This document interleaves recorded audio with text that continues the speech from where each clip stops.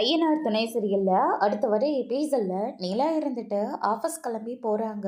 அதுக்கு அடுத்ததாக நம்ம சேரன் இருந்துட்டு, என்னம்மா ஆஃபீஸ் கிளம்பி போயிட்டுருக்கியா, எதில் போகிற அப்படின்னு சொல்லிட்டு கேட்ட உடனே, இல்லைண்ணே பஸ்ஸில் போயிடலான் இருக்கேன் அப்படின்ற மாதிரி சொல்கிறாங்க. நேற்று தானே அந்த சோழன்கிட்ட அவ்வளோ தூரம் சொன்னேன், ஆஃபீஸ்க்கு வந்து உன்னை தண்ணியை விடக்கூடாது, கார்லேயே கூட்டிகிட்டு வந்து தானே விட சொன்னேன், அவன் என்ன பண்ணிகிட்டு இருக்கான் அப்படின்னு சொல்லிட்டு கேட்கவும், ஒரு சவாரி வந்திருக்குன்னு சொல்லிட்டு வேகமாக போயிருக்காருன்னு, அவர் வர வரையும் இருந்தால் டைம் ஓவர் ஆகிடும், அதனால தானே நான் கிளம்புறேன் அப்படின்ற மாதிரியே சொல்லிடுறாங்க. அதுக்கு அடுத்ததாக வந்து பார்த்திங்கன்னா நம்ம நிலா இருந்துட்டு கிளம்பிட்டு இருக்கிற போது கரெக்டாக சோழன் வந்து பிக்கப் பண்ணிக்கிறாங்க.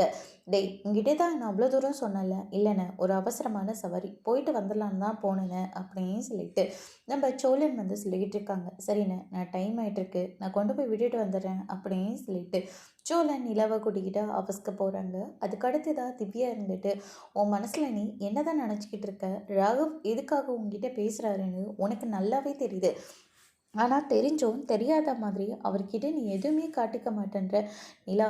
ராகவ் இப்படி இருந்ததை நான் பார்த்ததே இல்லை, இன்னைக்கு அவ்வளோ அப்செட்டில் இருக்கிறாரு, அவர் தான் காஃபி சாப்பிட்றதுக்காக வெளியே கூட்டிகிட்டு போகிறதானே தானே சொன்னார், ஆனால் அது கூட நீ போகல, அவர் gift வாங்கி கொடுத்துருக்காரு அதையும் நீ வாங்கலை, உன் மனசில் நீ என்ன தான் நினச்சிக்கிட்டு இருக்க அப்படின்ற மாதிரி சொல்லிக்கிட்டு இருக்காங்க.